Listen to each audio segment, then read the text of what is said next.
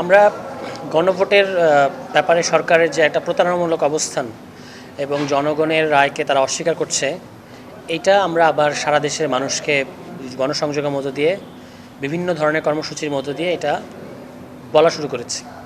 এবং কিছুদিন আগে এই অল্প কিছুদিন আগে আমাদের ঢাকায় একটা কেন্দ্রীয় জাতীয় কনভেনশন হয়ে গেছিলো, যেখানে বিভিন্ন সেক্টরের এক্সপার্টরা এসেছিলেন এবং বিভিন্ন বিষয়ে কথা বলেছেন এবং তার মধ্য দিয়ে এই গণভোটের পক্ষে তারা তাদের অবস্থান ব্যক্ত করেছেন এবং সরকারকে কাল বিলম্ব না করে এটা যেন তারা মেনে নেয় সেই কথাটাই বলেছেন।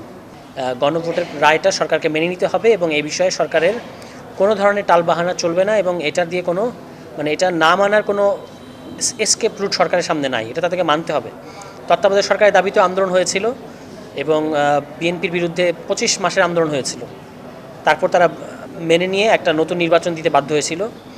আবার আওয়ামী লীগ আমলে আওয়ামী লীগ তত্ত্বাবধায়ক সরকার ব্যবস্থা বাতিল করে দিয়েছিল এবং আওয়ামী লীগের বিরুদ্ধে প্রায় 1 দশক এই তত্ত্বাবধায়ক সরকারের দাবিতে আন্দোলন হয়েছে। ফলে সরকার যদি এখন মনে করে যে এখন তারা এটা বাস্তবায়ন করছে না, ফলে তারা বেঁচে গেছে, ব্যাপারটা মোটেও সেরকম নয়।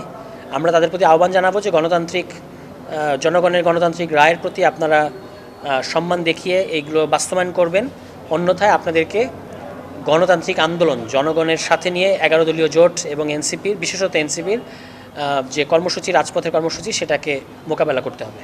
এখন বিভিন্ন ধরনের কর্মসূচি দিচ্ছি, এখনই আমরা রাজপথে যেতে চাচ্ছি না। আমরা এখন এই ধরনের সেমিনার, কনভেনশন করার মধ্য দিয়ে আগে আমাদের যারা সংগঠক তাদেরকে প্রস্তুত করছি এবং এর মধ্য দিয়ে আমাদের বার্তাগুলো আমরা কি বক্তব্য রাখছি সেটা কিন্তু আপনাদের মিডিয়ার মাধ্যমে সারা বাংলাদেশের মানুষের কাছে পৌঁছে যাচ্ছে।